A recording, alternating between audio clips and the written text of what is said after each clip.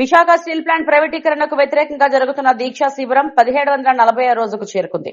ఈ రోజు ఉదయం 11 గంటల నుంచి 12:30 గంటల వరకు హైదరాబాద్ జిల్లా అధ్యక్షురాలు ఆర్ఎన్ మాధవి, ప్రధాన కార్యదర్శి వై సత్యవతి ఆధ్వర్యంలో 60 మంది భాగస్వామ్యంతో జీవీఎంసీ గాంధీ విగ్రహం వద్ద వినూత్న నిరసన చేపట్టారు.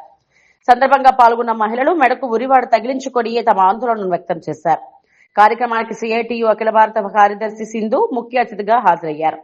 ఈ సందర్భంగా ఆమె మాట్లాడుతూ, విశాఖ స్టీల్ ప్లాంట్ ఏర్పాటుకు 32 మంది ప్రాణత్యాగాలు చేశారని, అనేక మంది తమ భూములు ఇచ్చారని గుర్తు చేశారు. ప్రభుత్వ రంగ సంస్థలను ప్రైవేటీకరించడం కేంద్ర ప్రభుత్వ తప్పుదారి పట్టడమేనని అన్నారు.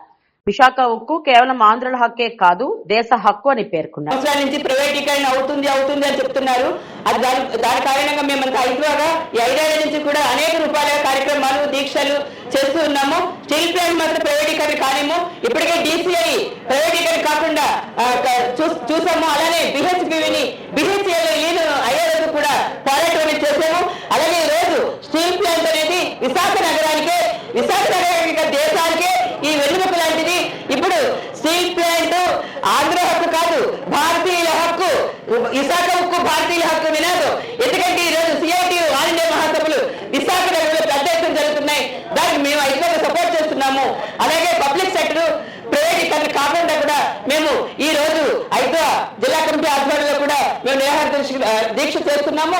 అట్లాగే స్టీల్ ప్లాంట్ ఇప్పుడు చాలా మంది తొలగించారు. అసలు వాళ్ళు ఎవరైనా తొలగించడానికి మీకు అత్యధిక మెజారిటీతో ఓట్లేసి కల్పించారు.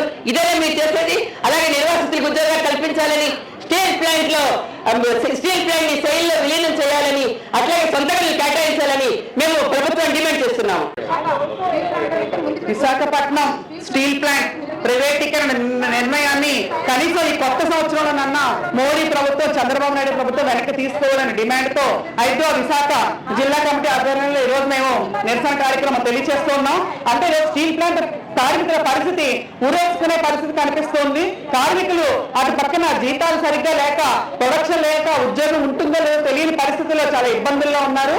అందుకనే స్టీల్ ప్లాంట్ కాపాడాలి, ఖచ్చితంగా సొంత గనులు కేటాయించాలి. సొంత గనులు కేటాయించినప్పుడు స్టీల్ ప్లాంట్ ప్రైవేటీకరణ ఆగుతుంది అని చెప్పి మేము డిమాండ్ చేస్తున్నాం. అలాగే అనేక వేల మంది ఉద్యోగులు ఉన్నారు. వాళ్ళందరూ VRS పేరుతో కొంతమందిని తొలగించారు, కొంతమందిని విధుల్లో తొలగించారు. అలాగే కొత్త జీవో తీసుకొస్తూ ఉన్నారు.